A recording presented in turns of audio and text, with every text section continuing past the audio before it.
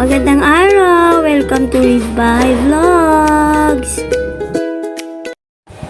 Yaya kami ni Abaan mag-lunch. Kita kami sa Central Mall. Tapos naghihintay kami ng aming order. Dumating na yung order ni Brie. Doon pala kami kumain sa my prime steak sa SM Central. O diba, kumakain yung bata. Binuhusay yung kanyang sauce. Naunang dumating yung pagkain niya kasi kiddie meal, wagyu beef. 8 piece. Ay, pagpasensyahan nyo na, dinilaan pa yung ano. Pagpasensyahan nyo po, ang mahal. Kumakain naman siya kasi gutom na gutom talaga siya. Naghintay po kami dyan. Sabi po kasi mga 30 minutes. Kaya yung bata gutom na gutom. Eh, syempre, umalis kami ng bahay. Mag-12 na. Dumating dito. So, naghintay pa kami. Halos mag 1 hour na din. Bago dumating yung food. Eh, mga 30 minutes lang naman. Pero yung sa amin, medyo matagal-tagal. Yung kanya na unang dumating. Dahil gutom-gutom, kumain siya na parang lang bukas. Kumakain siya, oh. Pero manunod siya kasi yung in-order niya pong sa Pata sa height niya ba?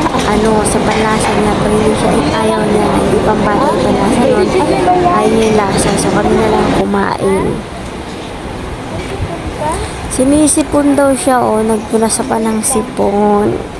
Naghanap pa ako ng pampunas ng sipon dyan kasi nag-ano pa kami. Nagagalit pa. Ayaw niya ako magpunas ng sipon yan. Nagmamali. Puro siya sauce eh. Yung mga kamay niya dahil dun sa kinakain niya. Pero kami po ay naghihintay pa din ng aming order. O pagkatapos ng 1 daang oras, dumating din siya. O diba, dumating na aking beef na in-order. O, diba? Yan yung sa akin. May coleslaw gulay.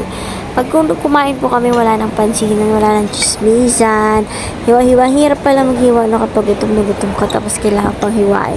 Wala nang pa-social-social. Gutom po talaga kami. Pagpasensyahan nyo na. Pinapretay yung mukha ko kasi kami ay maralata. Baka maano kami. Huwag na kayo mag-judge. Diba nakapasok kami dito? Kami mahirap lang. So, may cake. Kaya lang ayaw nang maglilibre sa amin. Gusto niya sa iba o naghahanap ka sa buffet. Susunod lang naman kami. Kami ay makikain lang. Diba? Gutom na Lalakad sila ni Brie.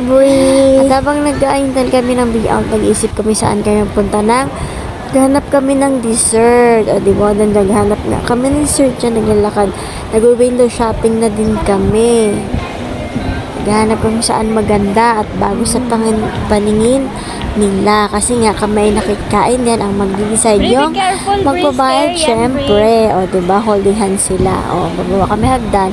Kasi parang sa baba mas masarap yung may nakitang bakery dun eh. Bakery and resto. O, diba? Titingnan namin.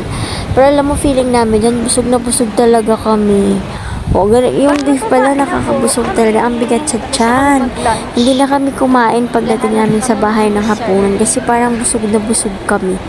Sa dami ng kinain namin. Mabigat talaga siya sa tummy. O, diba? Abangan kung makakita kami ng dessert. Thank you for watching. Please like and